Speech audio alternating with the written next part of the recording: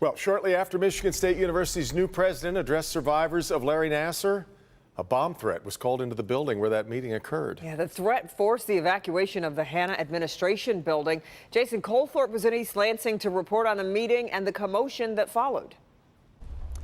It was about 10:45 this morning when someone phoned in a bomb threat, according to East Lansing police, and they say it was specific to the Hannah Administration Building here. Everyone was evacuated, including the MSU president, who had just adjourned the Board of Trustees meeting about an hour earlier.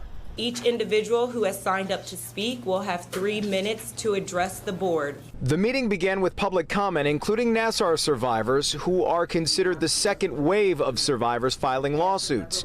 They expressed their displeasure with the university trying to dismiss those suits in court, including high school senior ERIN BLAYER. They are dehumanizing us, and they're acting like we don't deserve the same rights as anyone else, as even the first wave survivors. And that's really horrible to do.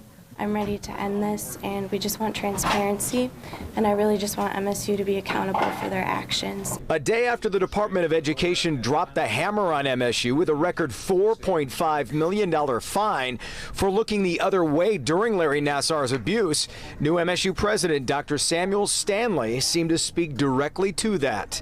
As an institution, we must acknowledge the oversights and errors of the past. And we must take actions that advance healing and ensure that this is a safe, respectful, and welcoming campus for all.